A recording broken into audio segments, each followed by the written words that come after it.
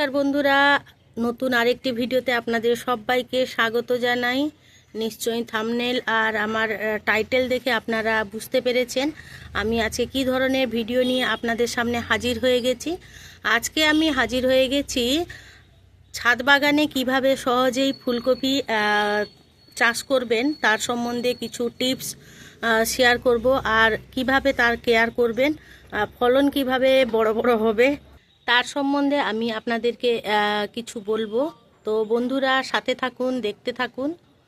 আমি এই ফুলকপিগুলো চারা এনে বাজার থেকে কিনে এনে লাগিয়েছিলাম। তো আমি এগুলো গ্রো ব্যাগে এগুলোকে বসিয়েছি।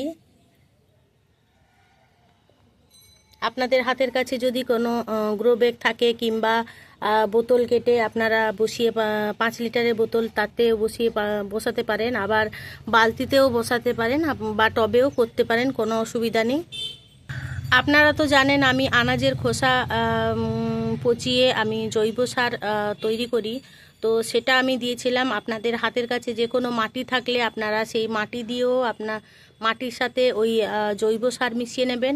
আমি তার সাথে মিশিয়েছিলাম হাড়কুচি, শিংকুচি, নিমখোল আর গোবর সার একসাথে মিক্স করে আমি এই গ্রো ব্যাগে দিয়ে আমি বসিয়েছিলাম। দেখুন আমার ফুলকপিগুলো এই রকমই গ্রো হয়েছে।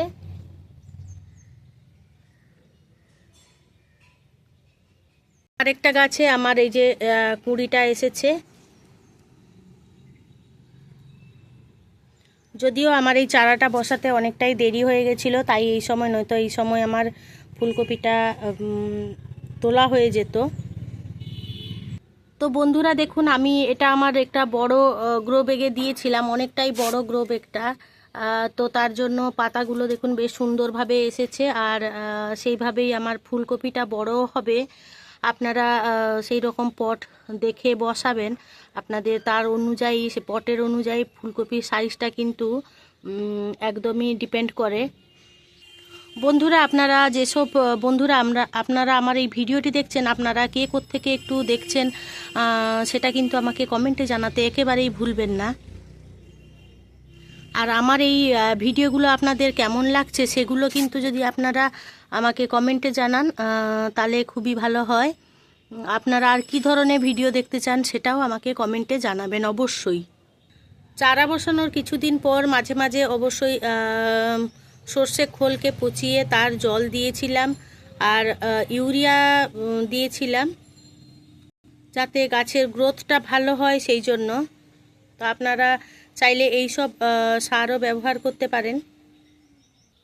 তো যেসব বন্ধুরা দেখছেন আমার এই ভিডিওটি তারা বলে ফেলুন তো আপনাদের কার কার ছাদ বাগানের শখ আছে, আর আপনারা কে কে এই ছাদ বাগানে এইরকম সবজি ফলিয়েছেন তারা কিন্তু অবশ্যই কমেন্টে জানাতে একেবারেই ভুলবেন না।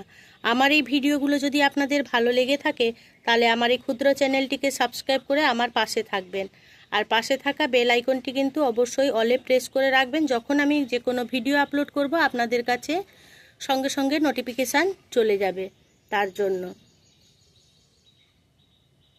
বন্ধুরা যেসব টবে আপনারা এই ফুলকপি বা যে কোনো আনাজ যদি বসান ওর কিন্তু ড্রেনেজ সিস্টেমটা অবশ্যই ভালো করবেন, নয়তো গাছের গোড়ায় জল বসে গিয়ে আমাদের গাছ নষ্ট হয়ে যেতে পারে, সেটা কিন্তু মাথায় রাখবেন। আমার চ্যানেলে আরও ভিডিও দেয়া আছে ছাদ বাগানে কিভাবে পালং শাক, ধনেপাতা এগুলো খুব ইজিলি গ্রো করতে পারবেন, তাতেও আপনারা দেখে নিতে পারেন। আমার চ্যানেলটি অবশ্য ভিজিট করতে পারেন। ফুলকপি যত বাজারে সস্তা হোক না কেন, নিজের হাতে ফলিয়ে সেই ফুলকপি যদি আমরা খাই তার কিন্তু মজা একটা আলাদা মজা, তার একটা আলাদা আনন্দ আছে।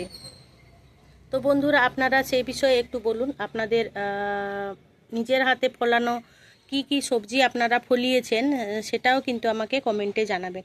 আমি 4টে গাছ করেছিলাম, তো 4টে গাছে 3টে গাছের ফলন হয়েছে, আর আরেকটা গাছে কুঁড়ি এসছে।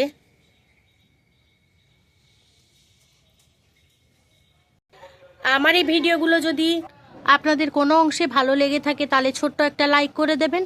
আপনাদের এই ছোট্ট ছোট্ট লাইক আমাকে অনেক ইন্সপায়ার করে নিত্য নতুন ভিডিও বানানোর জন্য। আর যদি খুব বেশি ভালো লেগে থাকে তাহলে বন্ধুবান্ধব কিংবা প্রিয়জনদের সাথে শেয়ার করে তাদেরও দেখার সুযোগ করে দেবেন। আর তাদেরকেও উৎসাহিত করবেন যে গাছ লাগানো। আমাদের একটা আছে, গাছ লাগান পরিবেশ বাঁচান, গাছই আমাদের জীবন, একটি গাছ একটি প্রাণ। যেসব বন্ধুরা আমার এই ভিডিওটি এতক্ষণ অবধি দেখলেন তাদের মহামূল্যবান সময় দিয়ে তাদেরকে অসংখ্য অসংখ্য ধন্যবাদ জানাই। তো আপনারা ভালো থাকবেন, সুস্থ থাকবেন, দেখা হবে আবার কোনো নতুন এক ভিডিওতে। সবাইকে টাটা।